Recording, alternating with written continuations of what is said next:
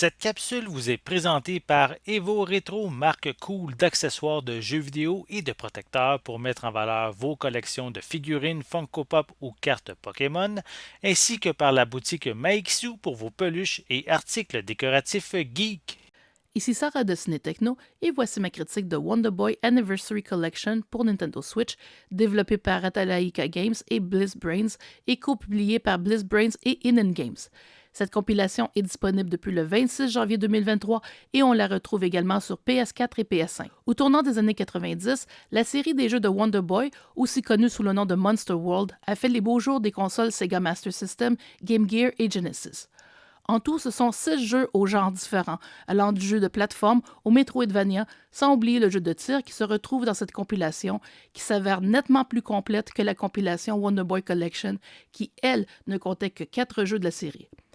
De plus, chacun de ces jeux est accessible sous ses diverses formes, telles que publiées par Sega, ce qui exclut donc les portages comme ceux faits par Hudson Soft pour la TurboGrafx 16 et le remake de Dragon's Trap sorti il y a quelques années.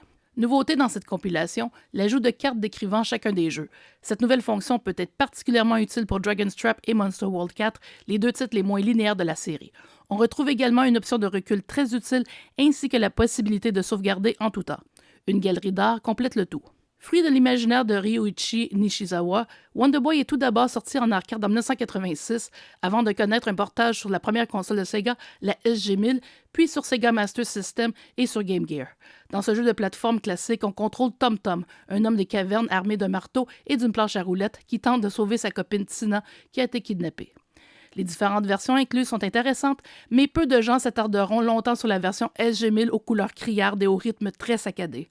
De tous les jeux inclus dans la compilation, c'est le titre qui pourrait agacer le plus les vétérans, puisque le bouton de saut élevé est séparé du bouton d'attaque et de course, sans option pour établir les contrôles de la Sega Master System, où un saut élevé s'effectuait en maintenant enfoncé un bouton et en appuyant sur l'autre. Fait noter, on peut aussi jouer à la version Sega Master System japonaise, connue sous le nom de Mark III.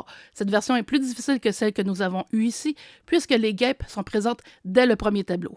Wonder Boy and Monsterland est le second opus de la série, sorti initialement en arcade en 1987. La compilation inclut aussi la version Sega Master System et la version Mark III en japonais, qui bénéficie d'une trame sonore rehaussée par le module FM de la console. Dans ce second titre, qui se déroule 11 ans après le premier Wonder Boy, Tom Tom est maintenant un adolescent qui devra explorer une contrée fantastique dans le but de retrouver et de terrasser le méchant Mecha Dragon. Même en version console, il s'agit d'un jeu qui peut offrir son lot de défis, notamment en raison de système de sablier qui fait perdre un cœur de vie lorsqu'il se vide. Il s'agit tout de même du premier jeu de la série et comprend des éléments de jeu de rôle en offrant la possibilité d'acheter de l'équipement et des items. Wonder Boy 3 Monster Lair, sorti en arcade en 1988, conserve l'esthétique de Monsterland, mais met en vedette un nouveau héros, Léo, ou sa copine Priscilla. Au lieu du jeu de plateforme traditionnel des deux premiers titres, Monster Lair est un titre hybride qui combine des séquences de plateforme au défilement forcé et des combats de boss de type shoot'em up. Un portage a été fait en Europe sur la Mega Drive, mais le jeu demeure inédit sur la Genesis nord-américaine. Sorti en 1989, le prochain titre, Wonder Boy 3 de Dragon's Trap, peut porter à confusion puisqu'il s'agit du deuxième titre de la série à utiliser le nom de Wonder Boy 3. Ce premier jeu de la série à être entièrement conçu pour console est aujourd'hui le plus connu d'entre eux grâce à un excellent remake en 2017 par Lizard Cube. Initialement, il s'agissait d'un titre exclusif à la Sega Master System occidentale avant qu'un portage très zoomé sur Game Gear ne permette aux joueurs japonais d'en profiter également. Fait curieux, la version Sega Master System comprend le son FM même si ce module n'a jamais sorti en Occident. Tout comme le fera Castlevania Symphony of the Night 8 ans plus tard, Dragon's Trap commence par le combat de la fin opposant Tom Tom et Mecha Dragon dans Monsterland. Ce classique du Metroidvania met en vedette Tom Tom qui sera transformé en différents animaux qui lui donneront des pouvoirs précis, comme une souris qui peut s'agripper au plafond et passer dans les endroits exigus ou un aigle qui peut voler au-dessus des obstacles élevés. La compilation inclut la version japonaise de Sega Mark III du jeu, même si elle n'avait pas sorti au Japon à l'époque.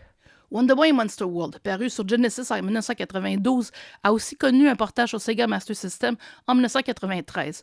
On y retrouve le courageux chevalier Shion, qui devra sauver Monster World du méchant Biomecha. Sur le plan des mécaniques de jeu, on retrouve le meilleur de Wonder Boy et Monsterland, sans les éléments frustrants comme le sablier ou la rigidité des contrôles, surtout au début du jeu.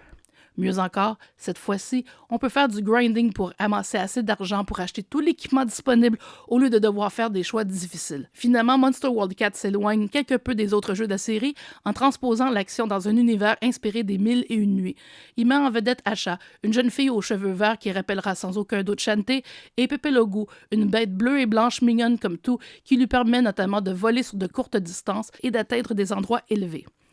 Officiellement inédit en Occident jusqu'en 2012, cet opus sorti sur le Sega Mega Drive au Japon a même eu droit à un remake en 2021.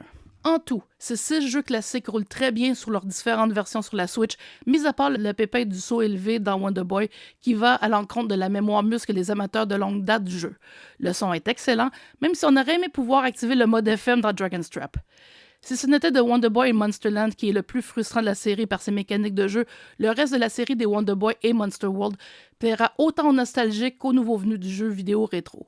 Cette nouvelle compilation de Wonder Boy est celle qu'on aurait voulu dès le départ, puisqu'il ne faut pas la confondre avec Wonder Boy Collection qui ne contient que 4 jeux, soit Wonder Boy, Monsterland, Monster World et Monster World 4, mais qui coûte 15$ de moins que l'Anniversary Collection. Cette dernière, qui reprend en quelque sorte le contenu de la compilation de Monster World sortie sur PS2 au Japon, saura satisfaire même les fans les plus exigeants de la série. Wonder Boy Anniversary Collection pour la Switch obtient la note de 9.5 sur 10. Merci d'avoir été à l'écoute.